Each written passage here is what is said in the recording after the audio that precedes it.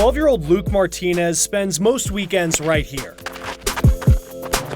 fielding grounders and ripping liners into the outfield. He plays for San Antonio's Alamo Drillers, the top 12 and under baseball team in America. It's on a different level.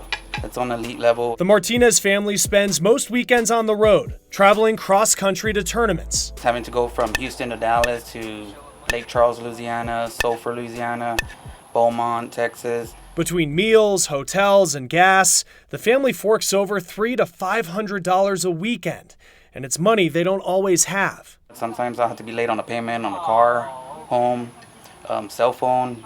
We just gotta call with them and ask them if they could extend if we can make payment on it.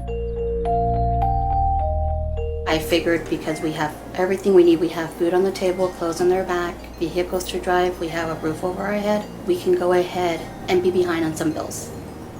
And for baseball? For baseball. For baseball, because that's what he loves to do. And as a mom, I'm going to do everything I can to make him happy. Those financial decisions may sound extreme, but in today's world, it'll be 10 for them. Youth sports can rack up quite the tab. It's because the costs of playing in a league or travel ball are significant. So some of those families are spending $2,500, some of those families are spending $15,000, $25,000 a year. Dev Patik helps communities and investors develop massive youth sports facilities across the country. Construction and development boom that we're certainly part of, that's sweeping the country. Hundreds of millions of dollars in sports assets being developed for tournaments.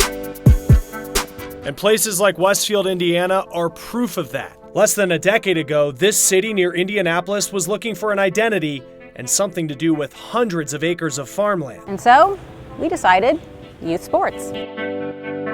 Now, $85 million later, that farmland has 26 baseball diamonds, 31 sport fields, and other facilities that draw youth travel sports teams from across the country.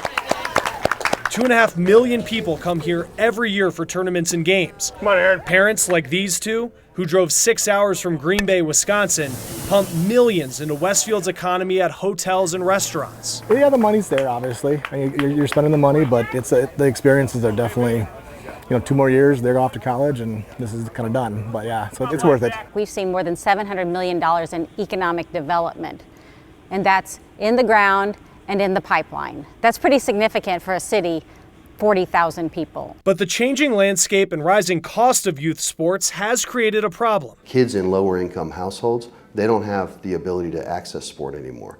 It's become so privatized, and the public sector stepped so far outside of it that it's left low income families without access to sport. Kids like Luke Martinez, his dad recently borrowing money from his 401k to help pay for a trip to New York for a tournament next month. A move some may consider drastic, but the Martinez family considers it money well spent, no matter what anyone else may think. We're not living our life through our child. No, he likes it, he loves it. This is his passion. I'm Chris Stewart reporting.